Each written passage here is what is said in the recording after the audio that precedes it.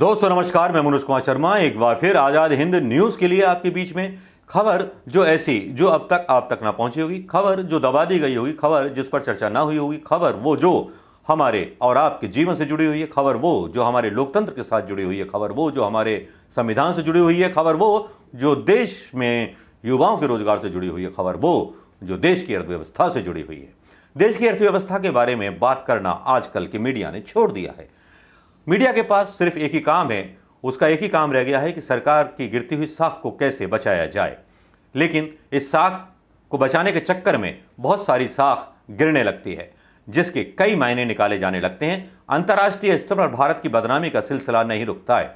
भले ही टीवी पर देख करके भक्त जो है अनुमान लगाते रहें और इस खुशफहमी में जीते रहें कि हम इजराइल के साथ हैं या फिलिस्तीन के साथ हैं, भले ही सरकार जूता मार दे फिलिस्तीन के साथ खड़ा होकर के, लेकिन भक्त उसमें भी खुश हैं। दोस्तों, मैं बात करूंगा देश की अर्थव्यवस्था के बारे में, जिसके बारे में ऐसी खबर है जो दिल तोड़ कर रख देती है, देश के सम्मान को झिझोड़ कर रख देती है और हमारी आशाओं पर तुषारापात कर देती है। खबर है एक ऐसी जिस खबर को सुनकर के आपका चौंक जाना स्वाभाविक होगा, जिसके बारे में किसी भी मीडिया एंकर ने या प्रिंट मीडिया में गाये बेगाये खबर आई होगी, लेकिन मेरे पास जो खबर है ये क्विट इंडिया की खबर है, जिसमें केयर्न एनर्जी दावा कर रही है एयर इंडिया की विदेशी संपत्तियों पर जितना भी दावा है। मैं आपको बता दूं, एयर इंडिया जो है सरकार के अधीन है और एयर इंडिया की जितनी संपत्तियां विदेशों में हैं वो हिंदुस्तान सरकार की हैं, भारत सरकार की हैं।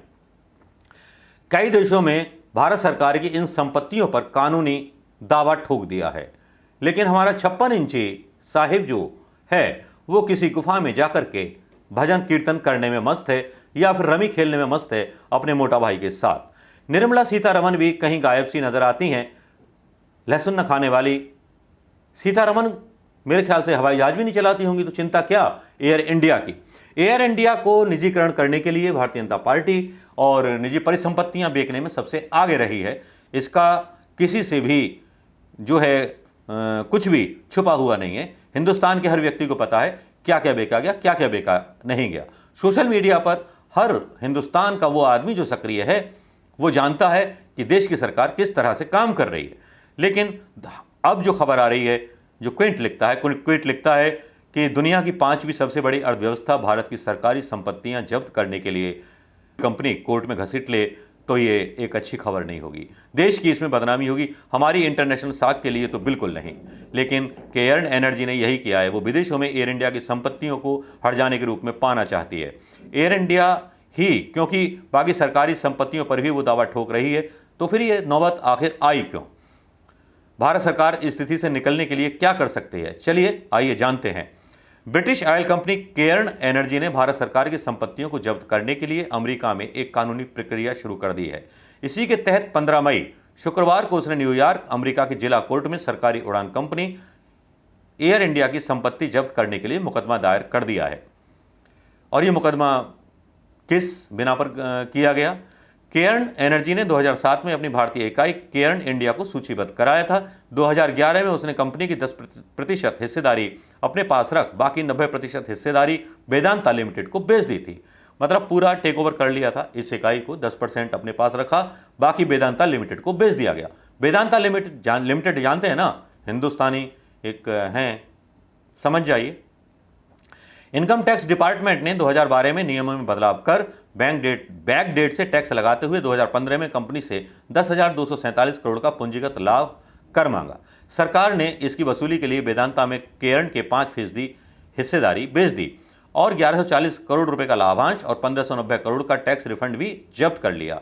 इसके बाद कंपनी ने 2015 में भारत सरकार के खिलाफ permanent court of arbitration PCA में अपील कर दी। अब प्रोसेस शुरू हो गया। नीदरलैंड के हेग स्थित PCA के 3 जजों वाली बेंच ने दिसंबर 2020 में अपना निर्णय दिया। गौर करने की बात यह है कि इसमें से एक जज भारत के भी हैं। अदालत ने 582 पेज के फैसले में माना कि केयर्न एनर्जी की भारतीय इकाई केयर्न्स इंडिया पर बैक डेट से टैक्स लगाना ठीक नहीं है। इसके साथ ही ये भारत ब्रिटेन द्विपक्षीय संधि के विपरीत भी था। निर्णय कंपनी के पक्ष में सुनाते हुए ट्रिब्यून ने भारत सरकार को $1.2 बिलियन देने को कहा। हालांकि सरकार ने इस निर्णय को चुनौती देते हुए वहीं एक लोअर कोर्ट में अपील दायर कर दी। टैक्स विवाद में भारतीय सरकार के खिलाफ $1.2 बिलियन का केस जीतने के बाद केयर्न एनर्जी के न्यूयॉर्क डिस्ट्रिक्ट कोर्ट में यहां एयर इंडिया की संपत्तियों पर दावा किया गया। कंपनी ने तर्क दिया कि कानूनी रूप से भारत सरकार और एयर इंडिया की संपत्तियों पर दावा कर दिया। कंपनी ने कानूनी रूप से भारत सरकार और एयर इंडिया के लिए कहा कि इनमें कोई भी नाम मात्र का फर्क नहीं है। अगर इनको हम अलग अलग करते हैं तो ये एक तरह से हमारी कंपनी का नुकसान हो जाएगा। यानी भारत सरकार को अलग पार्टी मानते हैं और एयर इंडिया को अलग पार्टी मानते हैं, तब फिर हमारा नुकसान हो जाएगा। जो भी भारत सरकार की एसेट्स हैं एयर इंडिया के नाम पर, हम उन सबको नीलाम करेंगे। अगर वो नहीं दे रही तो जब्त कर लेंगे, मतलब वसूल लेंगे किसी तरह से। मार्च 2021 में केयर्न इंडिया ने अपनी मार्च 2021 में केयर्न एनर्जी ने अपनी सालाना रिपोर्ट में लिखा कि पीसीए द्वारा दिया अवार्ड उन 160 देशों में भारत सरकार के स्वामित्व वाली संपत्ति पर बाध्यकारी है जिन देशों ने 1958 के New York convention on recognition and enforcement of foreign arbitral award पर हस्ताक्षर किए हैं। इसके बाद केयर्न ने उन देशों में भारत सरकार की संपत्तियों पर कार्रवाई शुरू कर दी है। बैकडेट को लेकर के सवाल था, इसमें वोडाफोन भी शामिल होता है। वोडाफोन का भी टैक्स आपको पता है कि 2016 में भारत सरकार ने माफ़ कर दिया था। अब इस चक्कर में इंटरनेशनल कोर्ट ऑफ जस्टिस को भी घसीटा गया था, सब कुछ हुआ था, लेकिन यहाँ पर 20,000 करोड़ रुपए का टैक्स भी सरकार हार गई थी। वोडाफोन से टैक्स लेना था बैकडेट में जो किया था, तो सरकार हार गई थी। तो उसकी किस तरह से इन्होंने कार्रवाई की या किस तरह से उसको परस्यू किया, उस पर थोड़े से प्रश्न उठ जाते हैं। लेकिन अब भारत सरकार के पास विकल्प क्या है? अमेरिकी डिस्ट्रिक्ट कोर्ट में केयर्न एनर्जी द्वारा याचिका से संबंधित नोटिस अभी तक सरकार या एयर इंडिया को प्राप्त नहीं हुआ है। इसके अलावा सरकार किसी भी देश में केयर्न एनर्जी के कानूनी कार्रवाई करने पर अपना पक्ष रखने के लिए एक काउंसिल टीम बनाने का विचार कर रही है। इससे पहले मार्च में ही सरकार ने पीसीए के निर्णय को चुनौती देते हुए याचिका लोअर कोर्ट डच कोर्ट में दायर की। सरकार 8 अन्य जुरिडिक्शन जिसमें ब्रिटेन, कनाडा, अमेरिका और फ्रांस भी शामिल हैं, मतलब जहां जहां सरकारी संपत्तियां हैं, कानूनी कार्रवाई शुरू कर अपना पक्ष रखने की तैयारी कर रही है भारत की सरकार। 7 मई को राइटर्स की एक रिपोर्ट के अनुसार सरकार ने भारतीय स्टेट रन बैंकों को विदेशों में अपने फॉरेन करेंसी अकाउंट से फंड निकालने को कहा था। उसके पीछे केयर्न एनर्जी के द्वारा उन अकाउंटों पर कानूनी कार्रवाई के द्वारा उन्हें जब्त करने का खतरा बढ़ गया था। मतलब जो हमारे बैंक्स हैं उनका जो रखा हुआ है दूसरे बैंकों में विदेशी मुद्रा भंडार, तो सरकार ने एक जारी किया था नोटिफिकेशन कि वो सारा पैसा निकाल लो, क्योंकि सरकार को लग रहा था कहीं बैंक में जो पैसा रखा हुआ है बैंकों का, उसको भी केयर्न इंडिया कहीं जब्त ना कर ले, एयर इंडिया पर जितना भी पैसा उसका निकलता है। केयर्न एनर्जी के chief executive officer Simon Thomson ने फरवरी 2021 में ही आउट ऑफ कोर्ट सेटलमेंट के लिए भारत की यात्रा की थी। ये बताना आपको जरूर इंपॉर्टेंट होगा। थॉमसन ने इस मीटिंग को सकारात्मक कहा था।